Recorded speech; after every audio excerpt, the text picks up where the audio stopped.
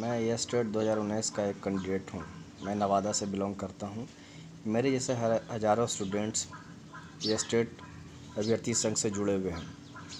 मेरे और मेरे हज़ारों साथियों की तरफ से हमारे माननीय सीएम साहब श्री नीतीश कुमार जी और माननीय शिक्षा मंत्री श्री कृष्णनंदन वर्मा जी से ये अपील है, ये अनुरोध है कि छात्रों के हित को ध्यान में रखते हुए ये स्टेट रिजल्ट जो 2019 जो हुआ था उसे पब्लिश किया जाए।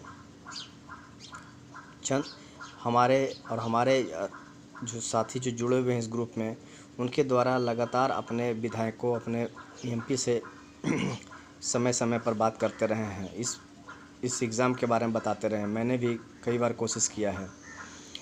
तो जो मंत्रियों से, जो नेताओं से बात करने के दरमियान जो फीडबैक प्राप्त हुआ है, उससे यही जानकारी मिल रही है हम लोगों को कि बिहार बोर्ड इन नेताओं को, इन मंत्रियों को यही बोल रही है कि इस एग्ज़ाम को मैंने कुछ नहीं किया है, इस एग्ज़ाम को हाई कोर्ट ने रद्द किया है। मैं यहाँ पर स्पष्ट कर देना चाहता हूँ कि इस एग्ज़ाम को हाई कोर्ट ने रद्द नहीं किया है। मैं दोबारा इस बात को स्पष्ट कर देना चाहता हूँ कि इस एग्ज़ाम को हाई कोर्ट ने रद्द नहीं किया है। हाँ, कुछ फेल स्टूडेंट्स हाई कोर्ट गए थे, लेकिन उनका निर्णय आने से पहले ही बिहार बोर्ड ने आनन फानन में इस एग्ज़ाम को कैंसिल कर दिया। किन शिक्षा माफियाओं के डर से उन्होंने एग्ज़ाम को कैंसिल कर दिया, ये मुझे नहीं पता।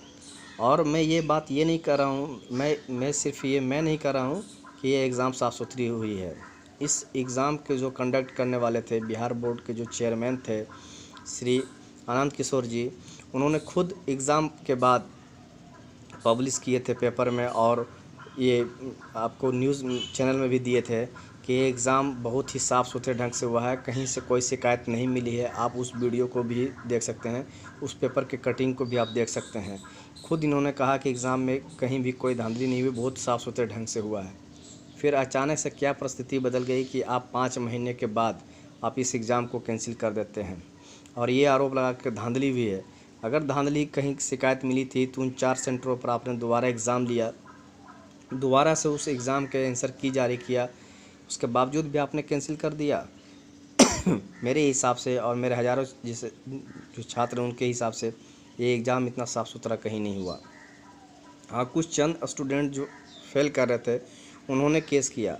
तो इस तरह से लगभग सारे एग्ज़ाम में कुछ न कुछ स्टूडेंट फेल करते हैं, और उनके कहने पर, उनके केस करने पर अगर एग्ज़ाम को कैंसिल किया जाता है तो मेरे हिसाब से कोई भी एग्ज़ाम पूरा कभी नहीं होगा। क्या गारंटी है कि अगला बार जब एग्ज़ाम लीजिएगा तो ये स्टूडेंट फिर फेल नहीं करेंगे? हो सकता है ये फेल नहीं करें, मैं भी फेल कर जाऊँ और मैं केस कर दूँगा तो आप एग्ज़ाम कैंसिल कर दीजिएगा। इस तरह से आप एक स्टूडेंट उसके ज़िंदगी के करियर के साथ नहीं खेल सकते हैं। 2-3 हज़ार जो स्टूडेंट्स फेल होते हैं, आप उसके आधार पर आप 2 लाख स्टूडेंट्स के करियर की ज़िंदगी को बर्बाद कर रहे हैं। ये कहीं से भी उचित नहीं है। आपकी सरकार जितना जगह भी वर्चुअल रैली अभी कर रही है, हर जगह विकास के मुद्दे को रख रही है कि मैं विकास और विकास की राजनीति करता हूँ। अच्छी बात है। अगर विकास की आप राजनीति करते हैं तो बिना शिक्षा के विकास संभव नहीं है, और अच्छी शिक्षा के लिए अच्छे टीचर का, अच्छे शिक्षक का होना आवश्यक है। आप उसी वैकेंसी को रोके हुए हैं, आप प्राइमरी बहाली जो है उसको रोके हुए हैं। आपकी मंशा सही नहीं है। क्यों मंशा सही नहीं है, मैं अगली बार बता दूंगा अगले वीडियो में।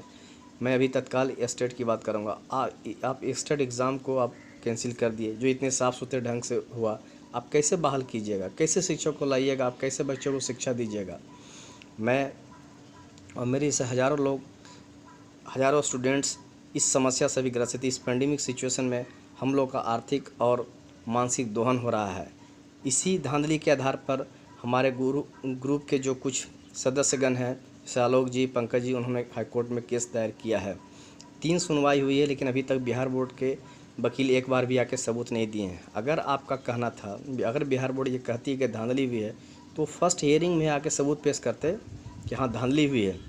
फिर क्यों नहीं पेश किया? अगर ठीक है, अगर धांधली हुई तो आप उस ज़िला के अधिकारी, उस ज़िला के जो डीओ थे, उन पर आपने क्या कार्रवाई किया? क्या ये राजनीति सिर्फ कर रहे हैं आप? और जो वकील जो हैं वो अभी तक नहीं आए। 3 हियरिंग हुआ है, एक हियरिंग के लाख 1.5 लाख रुपया खर्च होता है, 3 हियरिंग का जोड़ लिए 4.5 लाख रुपया खर्च हुआ है, लेकिन अभी तक रिजल्ट नहीं आया। आप इस तरह से छात्रों और उसके परिवार के साथ अन्याय कर रहे हैं, उसका आर्थिक और मानसिक दोहन कर रहे हैं। फिर से ये कहना चाहूँगा, सभी छात्रों की तरफ से अनुरोध करना चाहूँगा माननीय सीएम साहब श्री नीतीश कुमार जी, शिक्षा मंत्री साहब से, कि इस सिचुएशन को ध्यान में रखते हुए और इस गरिमा को, इस बिहार राज्य की शिक्षा के गरिमा को बचाने के लिए आप इस रिजल्ट को जल्द से जल्द पब्लिश करें। धन्यवाद।